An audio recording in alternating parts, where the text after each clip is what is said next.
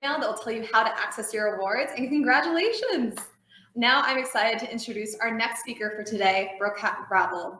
Now, Brooke has been in the event industry for over 10 years. She started at a staffing firm and then has gone on to hold huge conferences, corporate events, and large-scale events as CEO of Bar Event Group. Now, she looks for features that bring innovation to all aspects of her events, and I'm so excited to have her here today. Brooke, how are you doing? I'm good. How are you?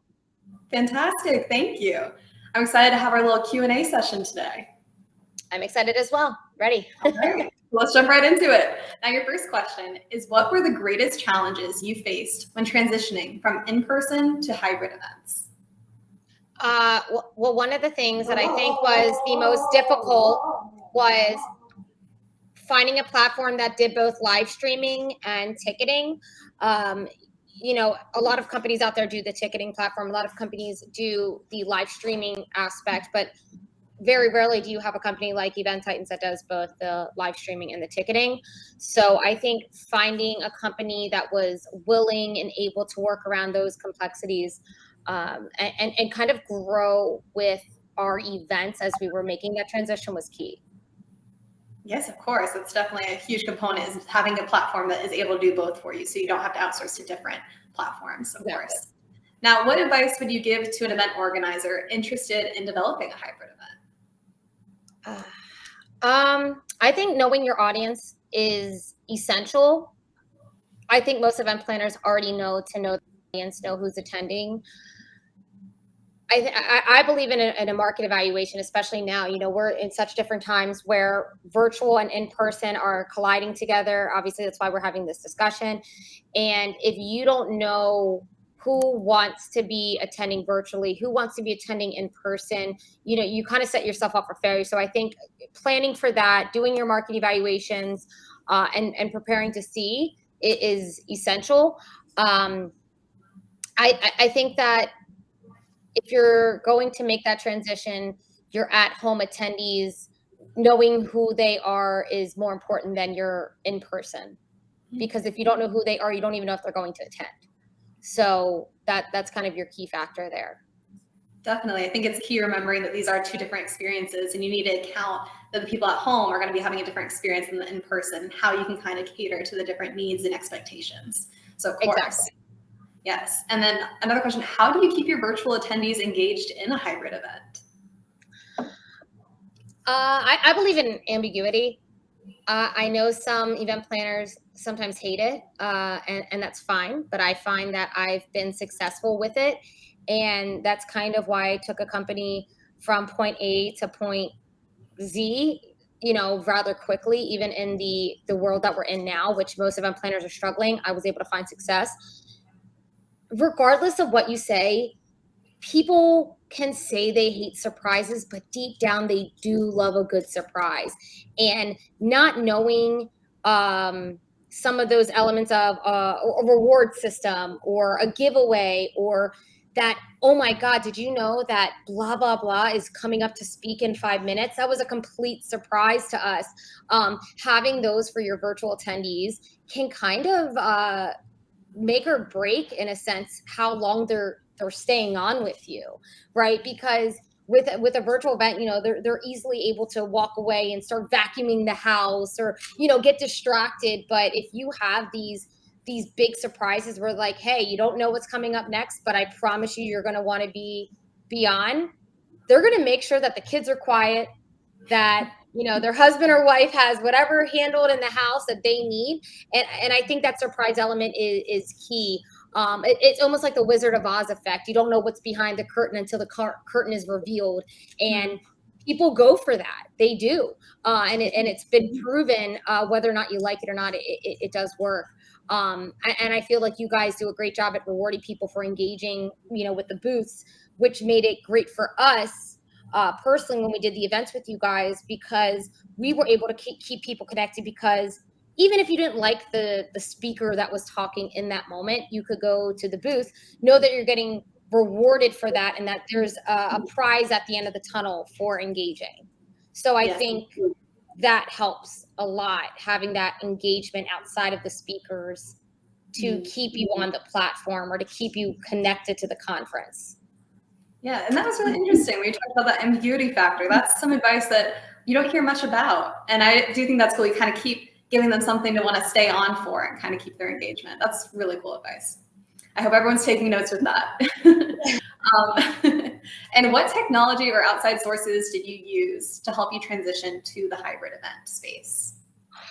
Multiple companies, I believe, but again, you guys, Event Titans, were the key player. We were able to supply our feed to Event Titans platform, and that was key because I think a lot of planners sometimes they mess up going like, oh, we'll just use Zoom, or we'll just use Vimeo. And yeah, are those key factors in your conferences on the virtual aspect? Yes, but it's a completely different ball game compared to, hey, just connect to this link here. So I think, yeah, there was multiple companies involved, but you guys were the key players supplying the feed to you guys. You were able to show that live stream to only our virtual ticket buyers, which was very important to us. And when I say that, I mean, look, you have an event where you're in person and you have your virtual attendees. You don't want your in-person ticket buyer to have access to the live stream, right? Because if they do, they can share it with anybody.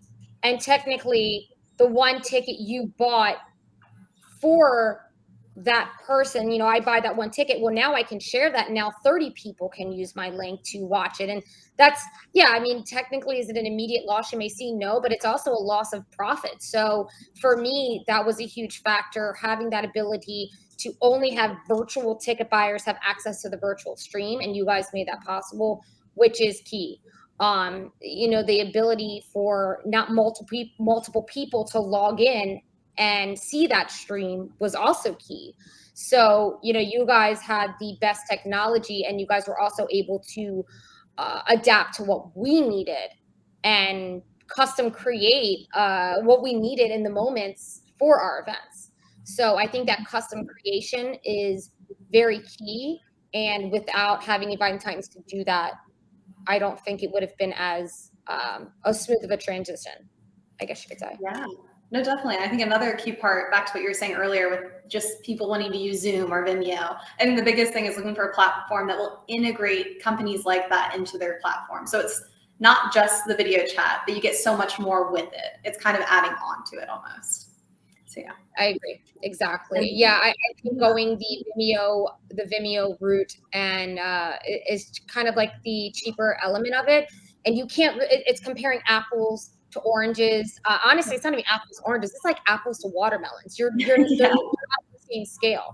You check into Event Titans, and there's the whole check-in desk. There's a whole element of being at a conference where somebody's just clicking a link and boom, there's the conference. Yeah, there's no engagement. There's no real tracking or analytics behind it, where you guys are able to give us all those analytics.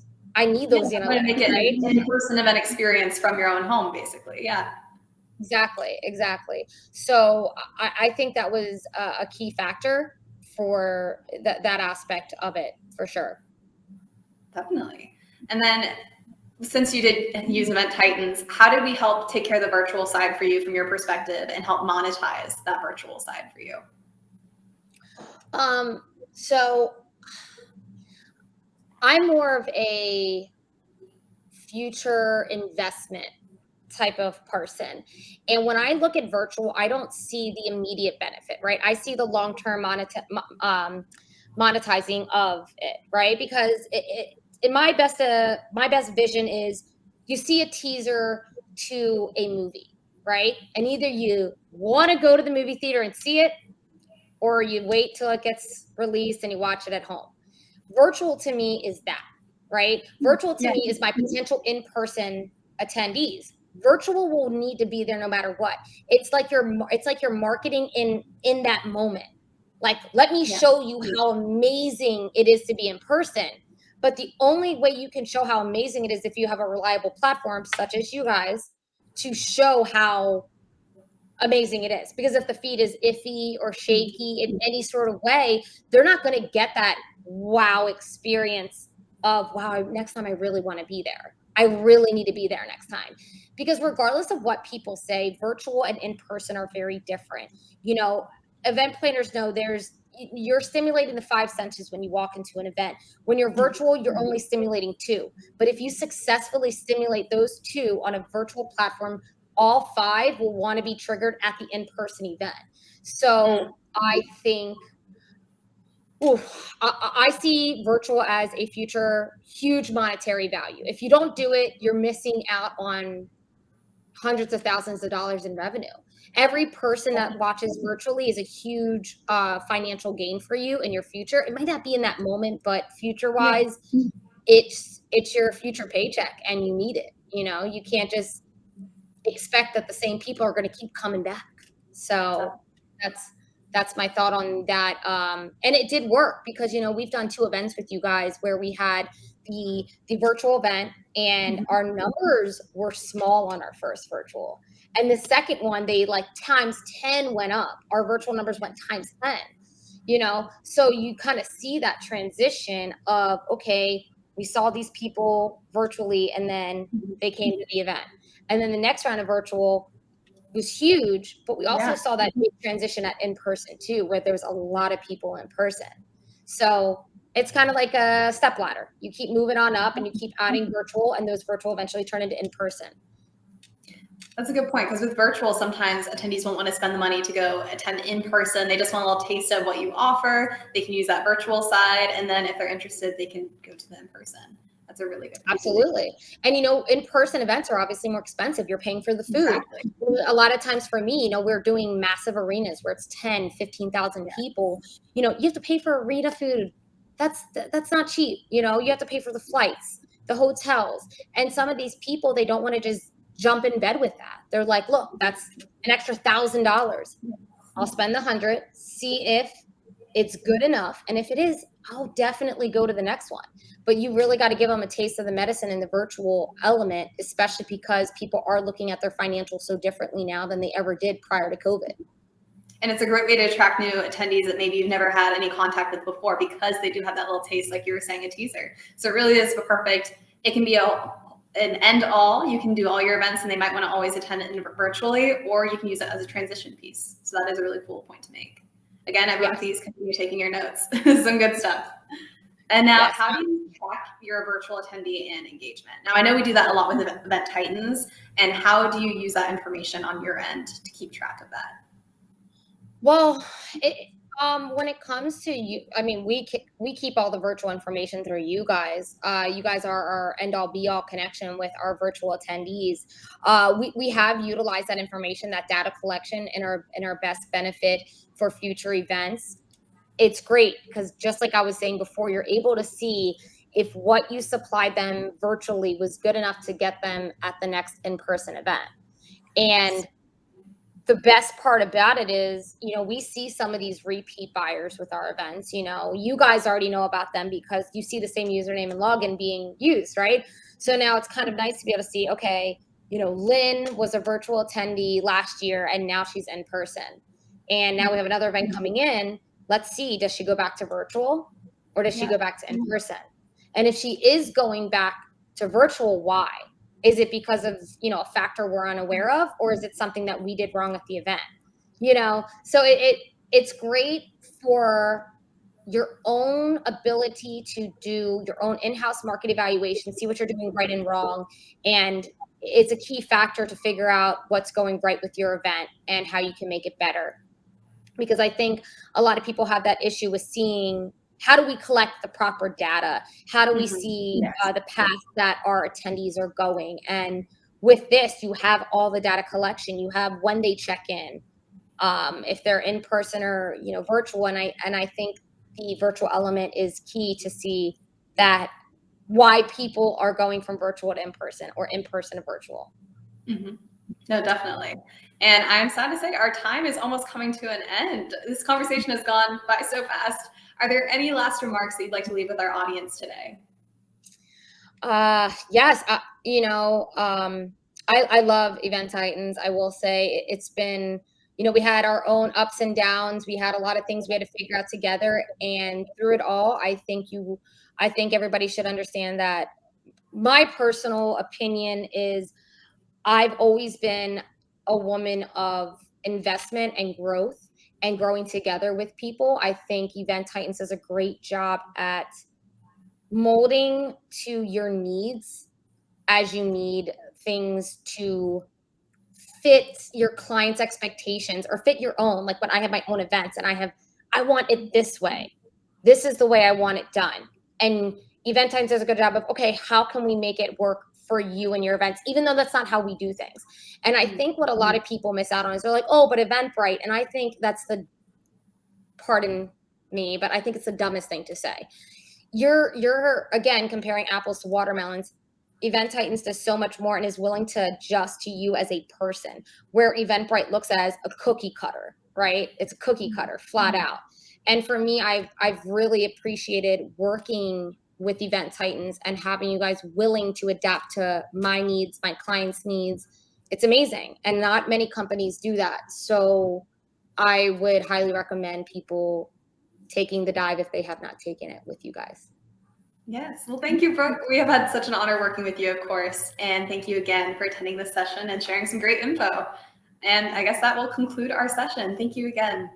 You're very welcome. Thank you. Bye.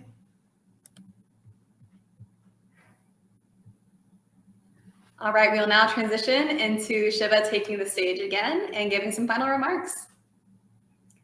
And after this, we will also